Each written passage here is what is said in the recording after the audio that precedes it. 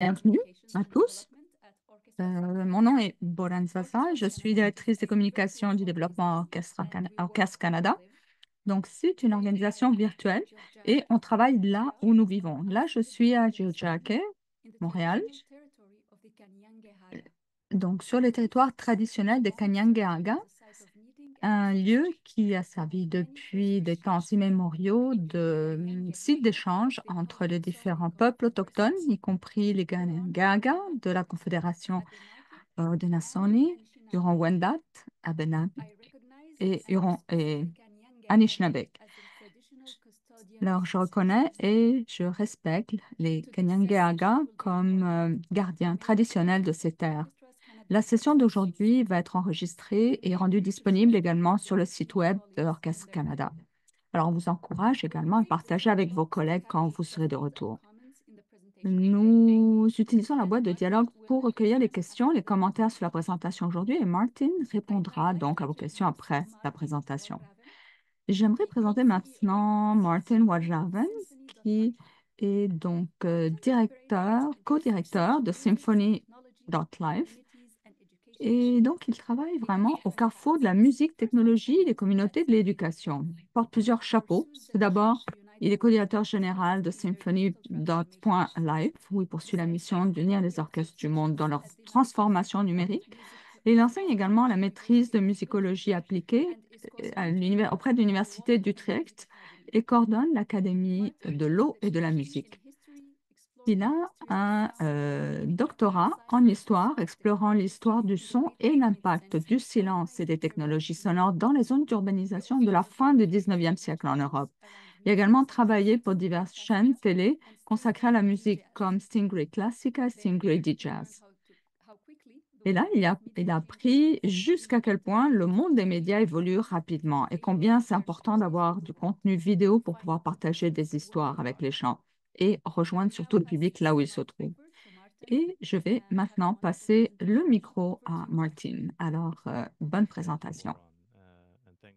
Merci, Boran. Merci, Orchestre Canada. Merci de m'avoir invité et merci à vous tous les participants d'être là et d'écouter. Et j'ai donc mon micro à l'écran, ce qui n'est pas ce que je fais habituellement, mais c'est vraiment pour que vous puissiez mieux m'entendre. Et j'espère que ça fonctionne. Alors, merci Isabelle, merci d'être là, merci beaucoup et bienvenue, bienvenue à tous. Heureux de pouvoir vous parler un petit peu du vidéo qui est un élément absolument clé pour la présence numérique des orchestres.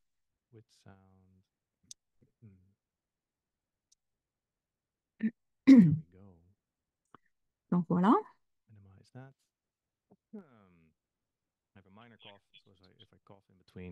Alors j'ai un peu de tout, alors je m'excuse si de temps en temps j'ai des petites cannes de tout.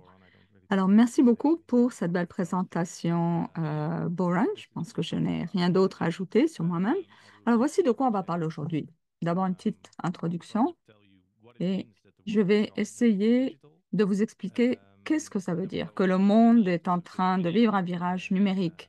Ensuite, on va parler de l'importance de la vidéo et de se trouver une voix, de faire entendre sa voix dans ce monde. Et quand on parle de stratégie numérique. Et je vais parler également de ce concept que j'ai emprunté de l'industrie du film, que j'appelle donc la stratégie de la cascade appliquée aux vidéos. Et je vais vous dire un petit peu ce que vous pouvez faire et le faire dès maintenant. Et puis au milieu, vous aurez un petit exercice pratique également. Alors, n'hésitez pas à utiliser le chat. Boran a bien dit qu'on va accueillir les questions à la fin, mais si au fil de la présentation, vous avez des questions, n'hésitez pas à les partager dans la boîte de clavardage aussi. Alors, on va trouver le temps pour y répondre. Alors, je vais présenter d'abord Symphony.live. Donc, notre mission, c'est de rassembler les orchestres du monde entier dans leur transformation, les accompagner dans leur transformation numérique. On collabore actuellement avec 16 orchestres à travers le monde, Canada, États-Unis, Mexique et un peu partout, en fait, dans le monde. Ça va jusqu'à la Tasmanie, l'Australie, Singapour et bien sûr l'Europe. Et nous sommes donc un partenaire technologique, un partenaire en marketing pour les orchestres. La partie technologique s'exprime dans le fait qu'on bâtit, on développe des plateformes pour que tout le monde puisse les utiliser. Et on est un partenaire de marketing parce que ça permet de vous délester un petit peu de travail lorsqu'il s'agit de créer des vidéos. Pas la production, mais vraiment vous aider dans les premières vidéos que vous réalisez. Et ça va nous amener ensuite à la stratégie en cascade dont on va parler un peu plus tard. Alors, on a, on diffuse en fait des vidéos à travers 9 applications différentes. Donc, application télé, mobile, application web. Donc, chacun peut choisir un petit peu son canal préféré. Et on sait que ce sont les histoires qui relient les gens à la musique. Ça, j'insiste là-dessus parce que c'est vraiment les histoires, les témoignages, les histoires personnelles qui font le pont entre les gens et la musique. C'est là que les gens sentent vraiment, que se connectent avec la musique et créent leurs propres histoires autour de la musique. Ils ont besoin de savoir qu'est-ce qu'il y a derrière la musique.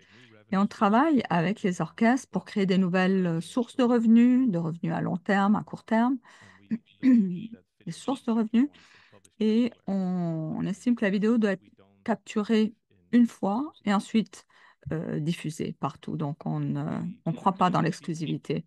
Alors, on communique avec les gens via notre plateforme, les réseaux sociaux, le courriel, email. Beaucoup de gens nous suivent, pas juste les personnes qui sont enregistrées qui sont membres de nos canaux de distribution, mais un petit peu tout le monde. Alors, le monde est numérique, c'est un fait. Alors, si on pense aux vidéos et au streaming en temps réel, on pense forcément à l'Internet. Alors, comment c'est rendu jusqu'où on est aujourd'hui? Alors, je vais vous ramener, disons, jusqu'à la moitié des années 90 où Internet est vraiment quelque chose de spécial. Je ne sais pas s'il y en a qui se souviennent de cela, mais avant la moitié des années 90, si on voulait aller sur Internet, il fallait prendre le téléphone, appeler, ensuite appeler pour se connecter à Internet. Ensuite, il fallait avoir un URL, rentrer un message et donc attendre la réponse de quelqu'un qui allait vous connecter donc sur le net. Alors, c'était beaucoup plus lourd et long. Alors, ça a évolué énormément, ça a explosé pour on se rend jusqu'à maintenant. Maintenant, l'histoire de la musique, des vidéos et du streaming en temps réel. Dans la moitié des années 90, il y avait un band qui s'appelait Caduceus qui a en fait diffusé pour la première fois son show en live, en temps réel. Et 36 000 spectateurs également pour un concert mondial en fait, qui était pour soutenir l'indépendance du Tibet. Ça, c'est en 96.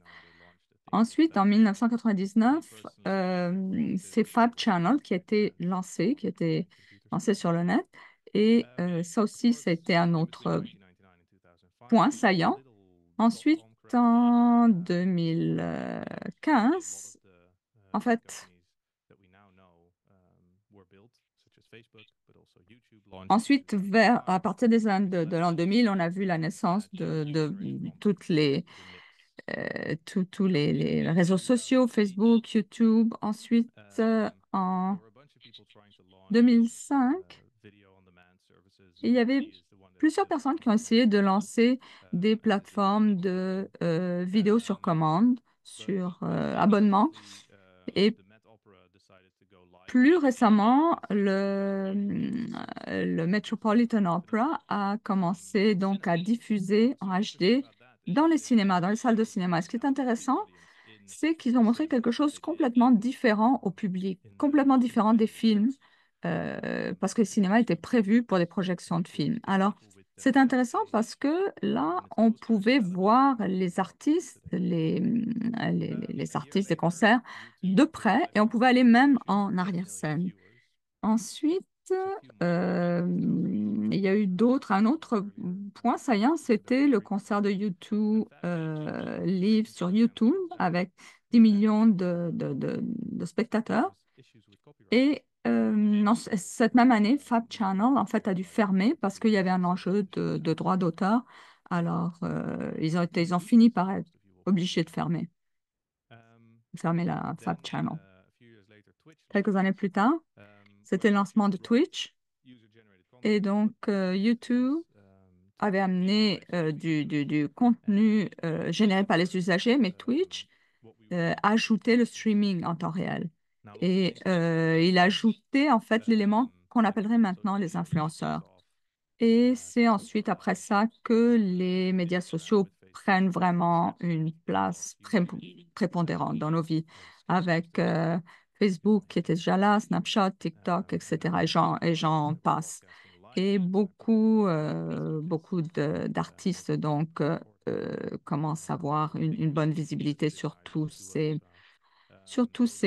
médias sociaux. Et puis, ben, il y a eu la pandémie où des grands artistes ont commencé à diffuser en temps réel des événements comme Billie Eilish, Dua Lipa et BTS.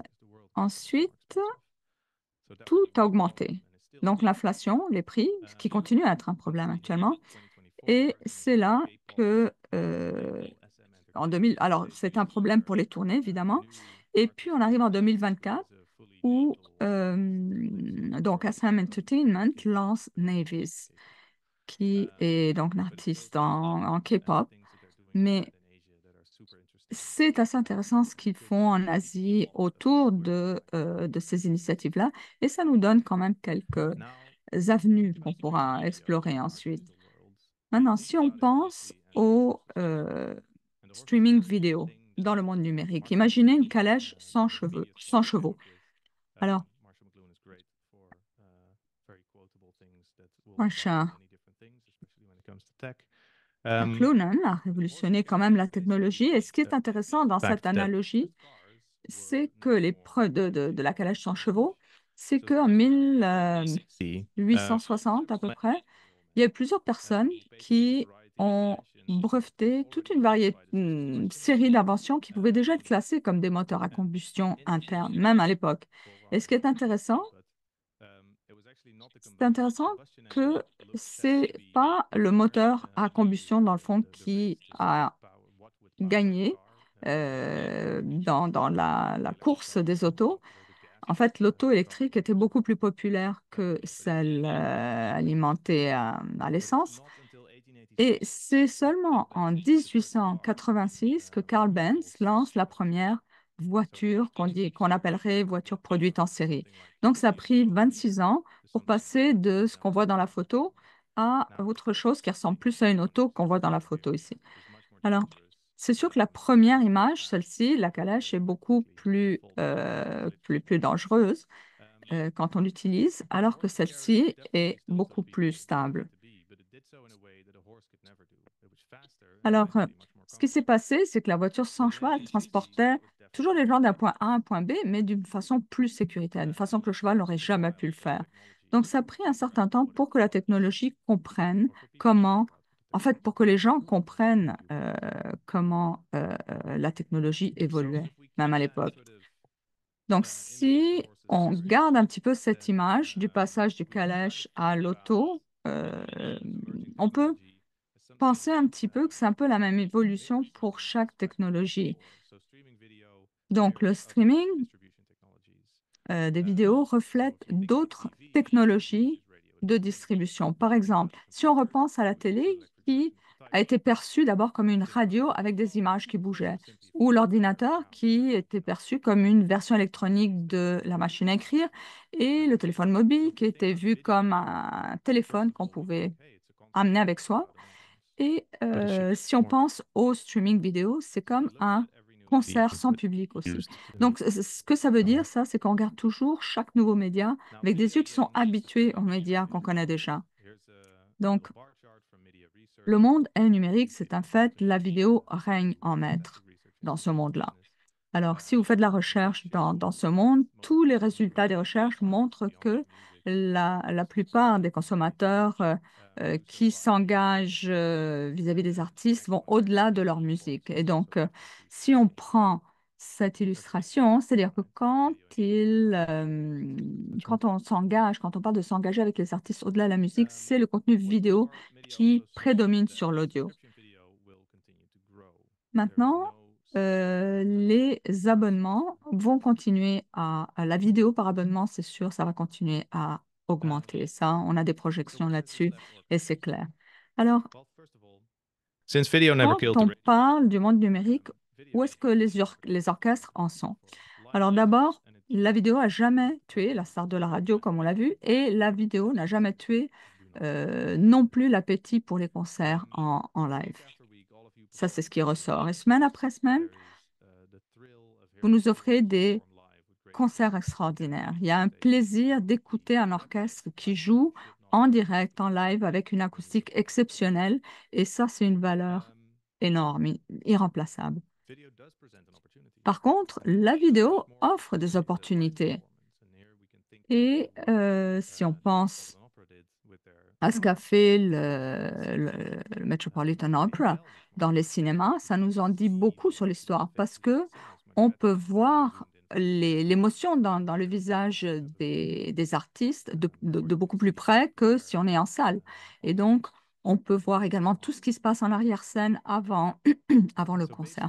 Alors, ça donne une vue beaucoup plus plongeante. Alors, essentiellement, la vidéo, dans le fond, c'est un petit peu comme le ciment qui permet de captiver le public au-delà de la salle de concert. so let's think about finding your voice. Alors, si on pense à l'importance de trouver sa voix dans ce contexte, et on va suivre, il y a un petit peu d'activité dans le chat aussi, alors je jette un coup d'œil. Je garde un œil sur le chat. Alors, imaginez à ce qui compte pour vous.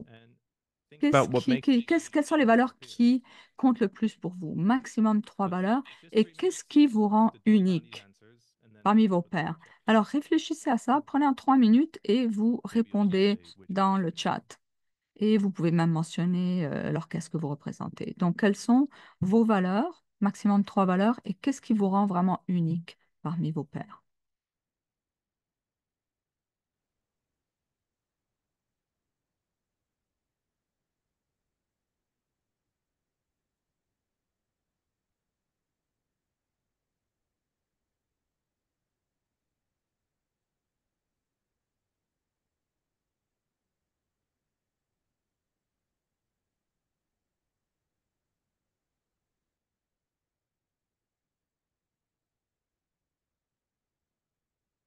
I hope everybody's playing ball and that we'll see some things happening in the chat soon. Bon, j'espère que tout le monde a embarqué dans le jeu et que on verra des réactions bientôt dans le chat.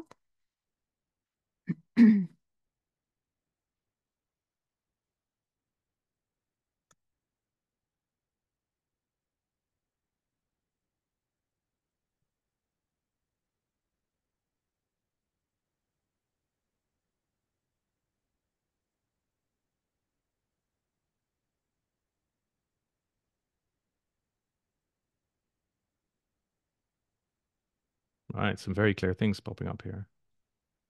Alors, c'est très clair ce qui ressort. Intéressant. So we have Ariana from Whispering River Orchestra. Alors, Rihanna, Whispering River Orchestra. Donc, intégrer plusieurs disciplines artistiques dans un même concert peut connecter plus profondément avec les communautés autochtones locales aussi. Connecter avec ces communautés. Certainement quelque chose qui peut vous distinguer. Puis également Capital City Symphony à Washington. Embrasser de nouvelles expressions de la musique tout en préservant la diversité d'expression et une expérience de concert peut-être plus personnelle, plus intime. Valeur, inclusion, créativité, excellence. On offre l'opportunité de vivre des émotions au sein de leur communauté. Le Oakville Symphony, Ontario. Music Toronto, engager la communauté via les concerts, le développement des artistes et l'engagement de la communauté autour et l'éducation. Alors, il y a plusieurs éléments qui peuvent vous aider, en fait, vous diriger dans ce que vous allez faire, ce que vous allez présenter dans votre vidéo.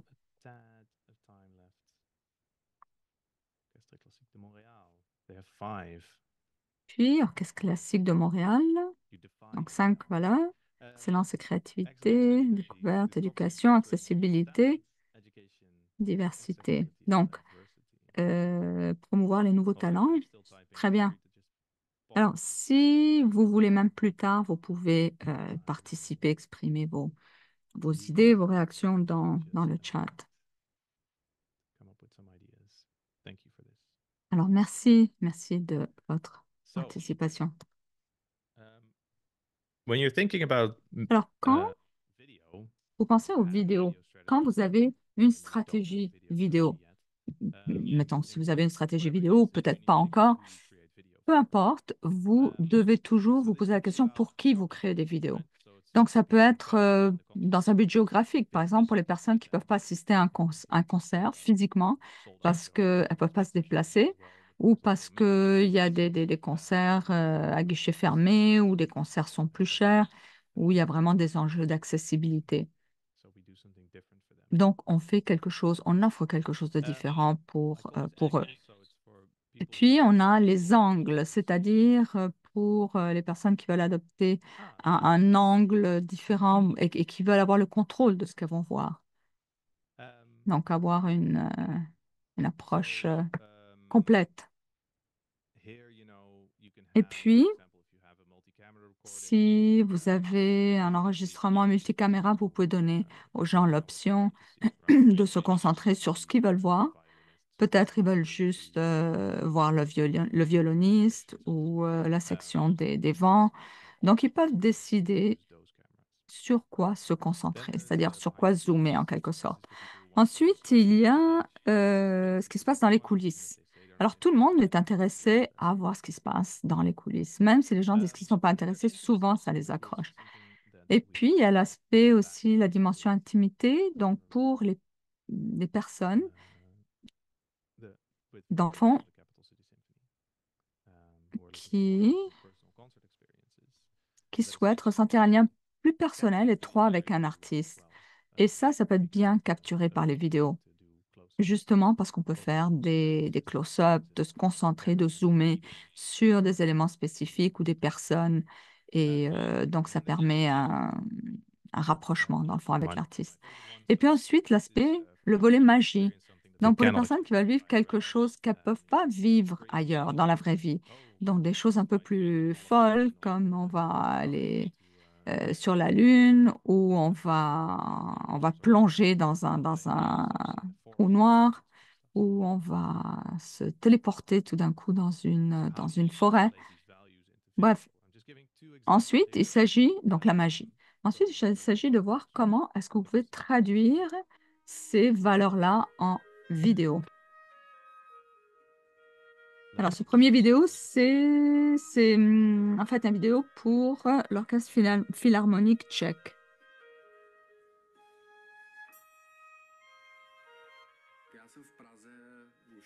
Alors, je suis à Prague pour mes études depuis un bon moment et j'étais avec la philharmonie, l'Orchestre Philharmonique depuis 2014, je crois.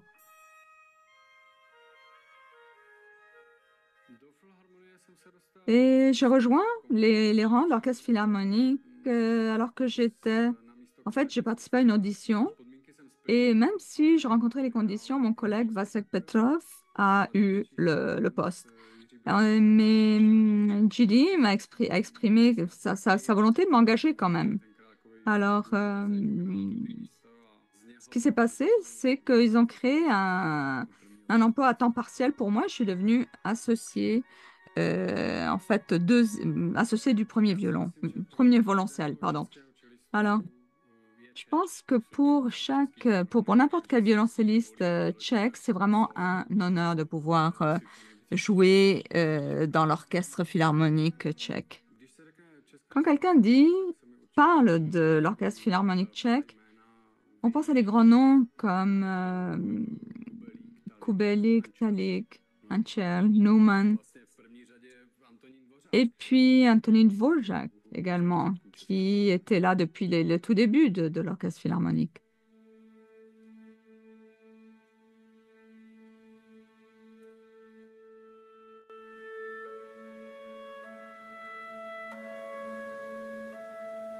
Já jsem trošku taková patriotka v tom, že J'ai i když jsem j'ai une nature un peu patriote et même si j'ai étudié 2 ans aux États-Unis, j'aime toujours revenir à Prague. Je suis attirée par ma ville. Alors après mes études, j'ai été pigiste pendant un certain temps. Ensuite, j'ai eu l'opportunité de participer à une audition pour un poste et c'est certainement la meilleure chose que j'ai pu faire d'appliquer pour l'Orchestre philharmonique tchèque. Et ça a été une trajectoire constamment vers le haut.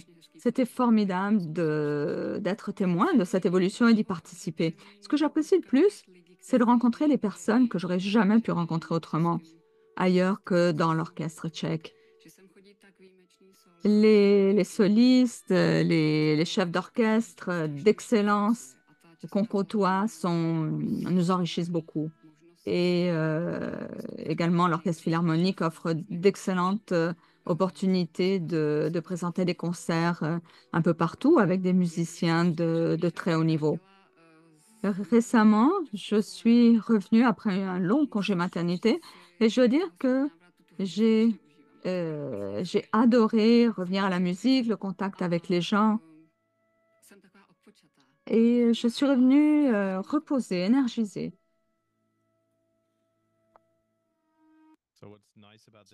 Alors, ce qui est intéressant dans ces vidéos, c'est qu'ils laissent vraiment la place aux musiciens qui font partie d'un orchestre, souvent de 80 personnes et 80 autres artistes.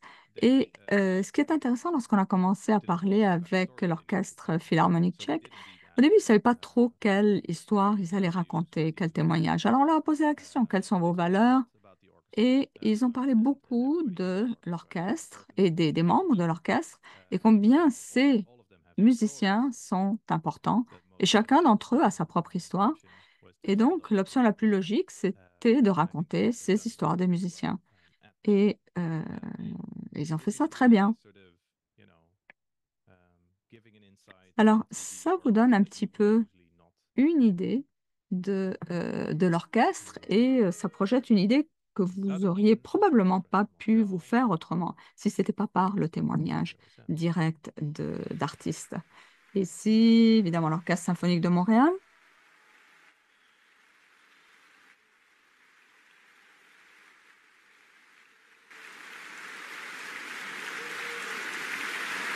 Where we see different angles. Vous voyez donc différents angles, différentes reprises. Arrière de l'orchestre, les coulisses.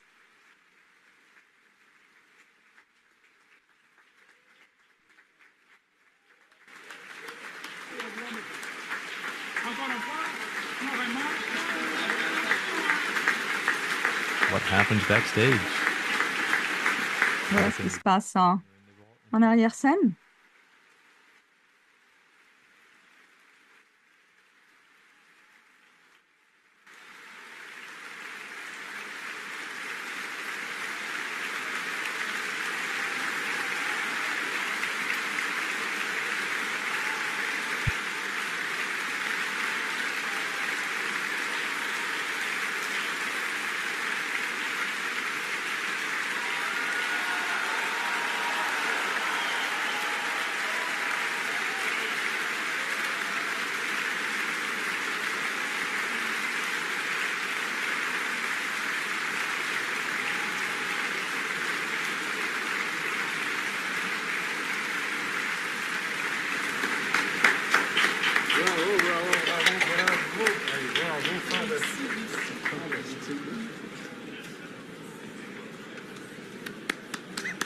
We began the day together, we finished.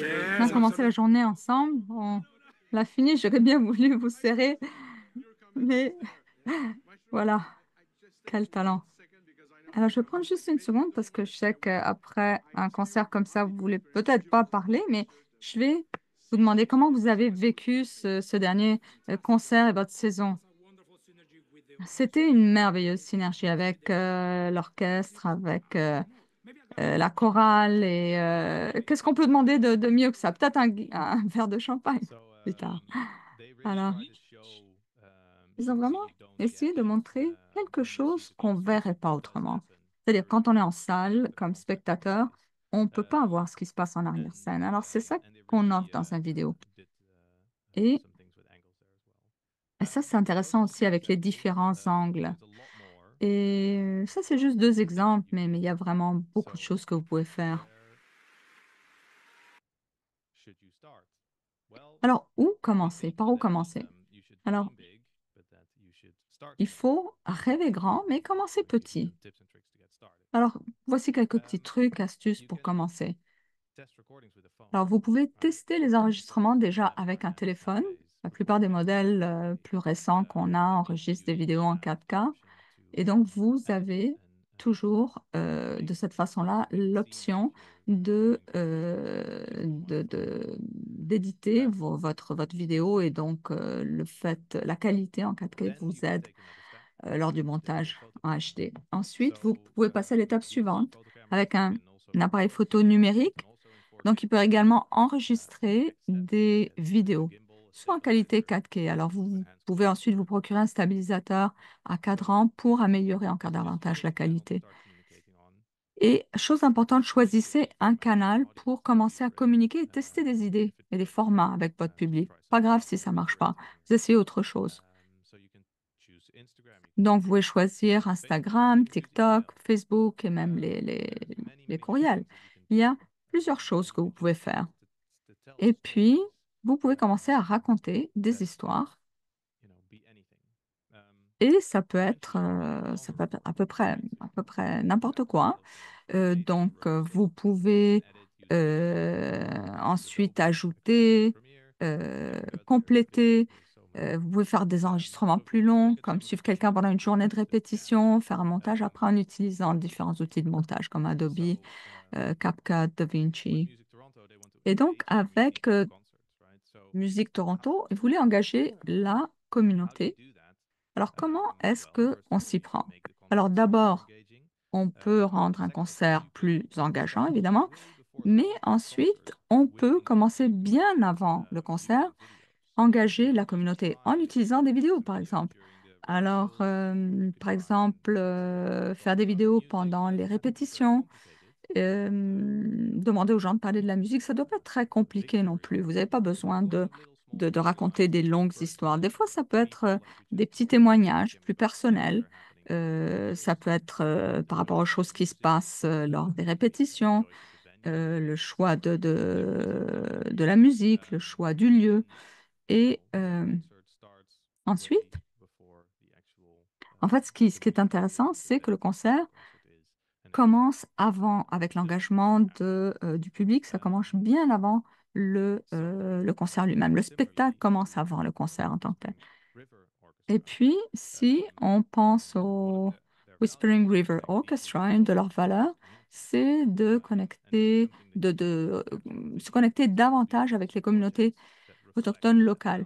Et ça, c'est quelque chose que vous pouvez certainement capter par vidéo en racontant vos histoires, vos témoignages par vidéo. Ça peut vous aider à euh, faire ressortir les valeurs à long terme auxquelles vous adhérez. Et ça m'amène donc à présenter cette idée, la stratégie en cascade. Donc, pensons en grand maintenant. Donc, si vous voulez faire un enregistrement multicaméra, donc vous avez l'investissement, vous allez payer la production, vous investissez dans les multicaméras, vous organisez autour de ça. Et donc, vous savez que un de ces enregistrements-là, ça absorbe tellement d'énergie que vous devez le rentabiliser. Vous n'allez pas l'utiliser juste une fois. Donc, l'industrie du cinéma fonctionne avec des stratégies de fenêtrage. Vous pouvez utiliser les DVD sur demande, la Pay TV, vous avez différentes façons, disons, différents canaux pour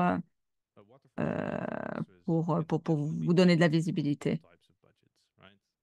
Alors, quand on parle de stratégie en cascade, ça peut être pour différents types de budgets. Alors, d'abord, diffusion en direct sur une plateforme de streaming comme Symphony.live. Vous pouvez, par exemple, diffuser en direct ou post-live votre vidéo dans les salles locales ou des cinémas. Et vous pouvez également ajouter du contenu supplémentaire avec comme des interviews, des commentaires. Et puis, vous pouvez également faire une diffusion audio euh, live, exclusive, sur certaines stations radio locales. Ça aussi, ça peut être une possibilité. Et puis, vous pouvez diffuser la vidéo sur des services comme Symphony.live. Et puis, si tout le monde est satisfait de cet audio, vous pouvez également le diffuser à travers les FSN, les fournisseurs de services numériques. Maintenant, dans tout ça, tout au long de ce travail, de ce programme, vous pouvez créer également des extraits et des courts-métrages de la vidéo sur vos réseaux, que vous partagez sur vos réseaux sociaux. Alors, chaque fois que vous nous envoyez une vidéo, on va faire ce travail-là pour vous. C'est-à-dire, euh, on va faire les clips, on va faire les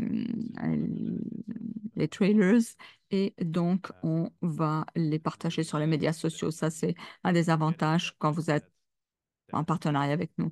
Donc, mais c'est très important que vous sachiez que le vidéo que vous faites, c'est pas juste le produit, c'est pas juste le vidéo. Il y a beaucoup plus de valeur ajoutée que ça apporte. Alors, qu'est-ce que vous pouvez faire immédiatement? Alors, vous pouvez commencer à faire des vidéos si vous ne les faites pas encore, ou en faire davantage. Alors, tout ça, sans oublier qu'on peut commencer petit. Ça ne doit pas être nécessairement un enregistrement de concert multicaméra dès le début.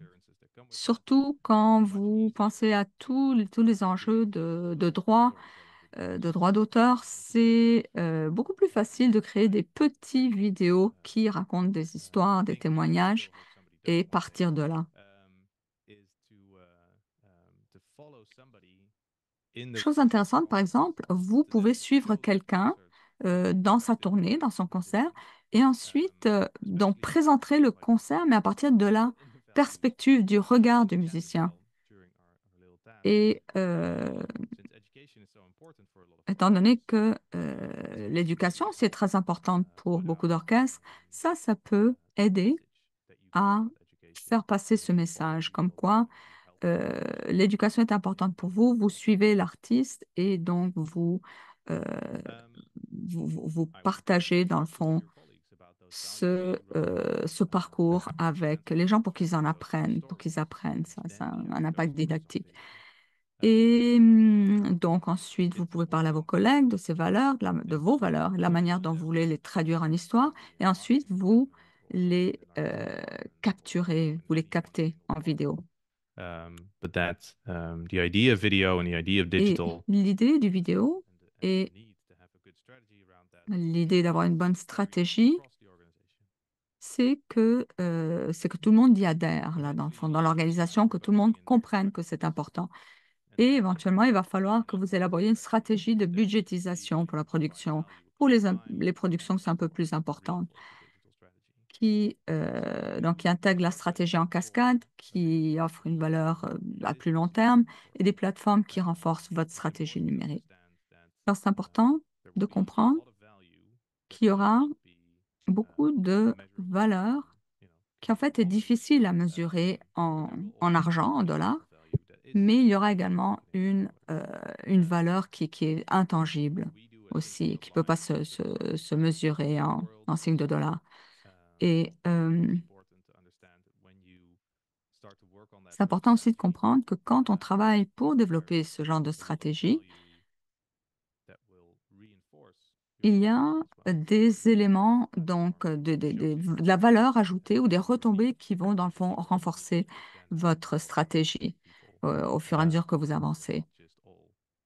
Et sachez aussi que vous n'êtes pas les seuls, donc vous avez aussi d'autres équipes qui peuvent vous aider, vous appuyer, vous aiguiller aussi. Alors, et puis parlez nous de ce que vous faites. Alors souvent, c'est des conversations simplement non guidées qui peuvent être très intéressantes à enregistrer.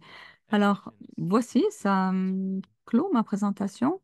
Et si vous avez des questions, je serai très heureux de les lire dans le chat et d'y répondre. Alors, il me semble pas avoir vu des questions jusqu'ici. Merci beaucoup, merci Martin pour cette excellente présentation. C'est toujours intéressant de voir les différentes stratégies que les orchestres peuvent adopter pour offrir un contenu vidéo intéressant qui reflète les valeurs de l'orchestre et pour le véhiculer, le transmettre à la communauté. Alors qu'on attend d'éventuelles questions, j'ai une question pour vous. Si un des orchestres ou les ballets qui sont présents aujourd'hui veulent faire écho avec ça, avec cette question, c'est quoi la meilleure façon de vous contacter? Alors, par courriel, je dirais. Alors, je vais le partager dans le chat, mon courriel. Le voici. Sans doute que c'est la meilleure façon d'entrer en contact avec moi, de communiquer par courriel. Et je vois un commentaire dans le chat. Merci beaucoup pour votre présentation, très claire et concise. J'aurais une autre question. Euh, Différentes plateformes préfèrent des orientations différentes pour les vidéos, que ce soit verticale, horizontale, carré ou autre. Est-ce que vous avez des stratégies pour réduire le volume de travail lorsque l'on veut adapter les vidéos? C'est-à-dire, un vidéo, quand on veut l'adapter à différents types de plateformes pour que ça reste intéressant, accrocheur. Alors, à un moment donné, c'était essentiellement vertical, mais, euh, mais parfois c'est aussi carré ou parfois vertical, enfin parfois horizontal.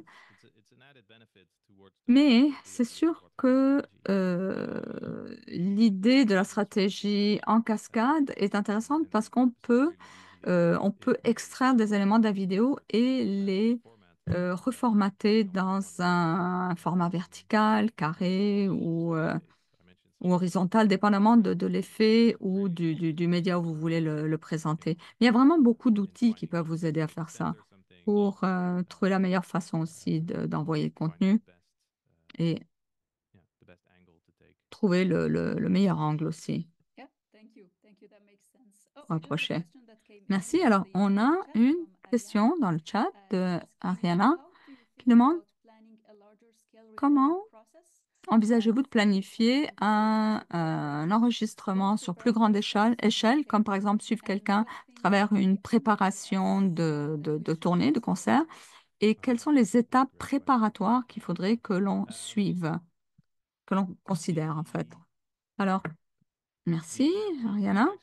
L'exemple, euh, en fait, il faudrait partir avec quelque chose peut-être de plus petit. Alors, l'idée, c'est que si vous suivez une personne, un artiste, bon, d'abord, vous avez besoin de son approbation, que la personne accepte d'être sur le vidéo et que le vidéo soit ensuite diffusé dans différents formats. Et peut-être ça pourrait même être monétisé. Donc, dépendamment de l'entente que vous allez faire avec le musicien, vous allez négocier ça. Alors, ça pourrait comporter des frais et une entente. Donc, ça, c'est quelque chose à considérer. Les droits d'auteur sont toujours très importants à considérer en amont. L'autre chose, c'est que pour ces situations-là, pour ces cas-là, je garderai ça le plus petit possible, dans le sens que si vous voulez faire quelque chose sur échelle plus grosse, plus vaste, et mettons que c'est la première fois, hein, je vous recommande de faire quelque chose de relativement simple. Donc, même si votre orchestre est très, très fier d'appuyer, par exemple, les nouvelles tendances musicales, peut-être ne commencez pas avec cet enregistrement-là parce que ça risque de vous amener dans une situation peut-être un peu plus difficile à gérer au niveau des droits d'auteur. Alors, commencez par quelque chose ou par du contenu qui est déjà du domaine public. Ou qui, ouais, voilà. Et puis, il y a différentes références ou normes dans le monde. Alors, restez avec ce qui vous intéresse à vous sur le plan géographique, c'est-à-dire dans votre cas, c'est les normes canadiennes. Il y a des régions dans le monde où les gens enregistrent des clips de longueurs différentes, de 30 ou 25 par seconde. Alors, ça, c'est des considérations que vous devez également, vous allez devoir faire. Alors, on a une question de Victoria qui euh, nous disait qu'elle aimait bien cette idée de suivre un artiste à travers tout son processus. Est-ce que vous pouvez nous en dire un petit peu plus sur la question des droits techniques? Alors, on pourrait parler de ça pendant des heures. Le problème des droits d'auteur, c'est que il y a 177 pays qui sont membres de l'Organisation pour la défense des droits intellectuels, de la propriété intellectuelle. Donc, ça veut dire qu'il y a 177 réponses différentes à cette question. Si on pense plus précisément à ce que vous devez faire au départ, c'est que tout artiste, déjà, doit être payé pour l'enregistrement vidéo que vous allez faire. Donc, toute personne qui est soliste ou qui est chef d'orchestre doit avoir une entente séparée. Il y a les droits de publication aussi qui interviennent. Il y a les droits de synchronisation aussi, parce que vous faites un vidéo, vous prenez une vidéo, donc vous faites quelque chose de nouveau. Donc, vous allez mettre du vidéo et de l'audio ensemble et vous créez quelque chose de nouveau. Alors, il va falloir clairer les droits de synchronisation aussi. C'est juste pour vous donner un aperçu, en fait, du monde des droits d'auteur. Et je pourrais certainement vous rentrer plus dans le détail si vous avez besoin de plus d'informations. Vous pourrez me contacter par courriel. Un autre commentaire de Catherine Carlton qui dit que même si c'est possible de négocier les droits avec un compositeur ou un orchestre euh, et avec lequel on travaille régulièrement, c'est plus facile par rapport à un acteur, disons, sur la scène internationale. Alors, une chose que vous pouvez faire, c'est que quand vous travaillez aux commissions, vous préparez les commissions, vous gardez les droits pour enregistrer le matériel ou la musique et pour sa distribution aussi. Surtout s'il y a une bonne relation avec l'artiste, ça ne devrait pas trop poser de problème avec les compositeurs. Pour les compositeurs que je connais en tout cas, ils seraient très contents que l'on donne plus de visibilité à leur musique. C'est un petit peu leur but. Donc, c'est pour cette raison qu'ils seraient sans doute plus disponibles. Alors, j'ai une dernière question pour vous, Martin. Il est quelle heure maintenant en Hollande? Donc, il est 10h moins 10 du soir, 10h. 22 heures presque. Alors, merci beaucoup pour avoir accepté de faire cette présentation aussi tard chez vous. Et merci beaucoup pour votre générosité. Et j'aimerais également remercier l'interprète simultanée Isabelle. Merci beaucoup. Et merci surtout à vous tous, les participants. Comme je l'ai mentionné au début, on va partager le clip, le vidéo, l'enregistrement sur notre site web. Alors, si vous avez aussi des questions pour Martin plus tard, n'hésitez pas à lui envoyer un courriel. Alors, merci encore à tous et à toutes et une très belle journée ou soirée. Ok.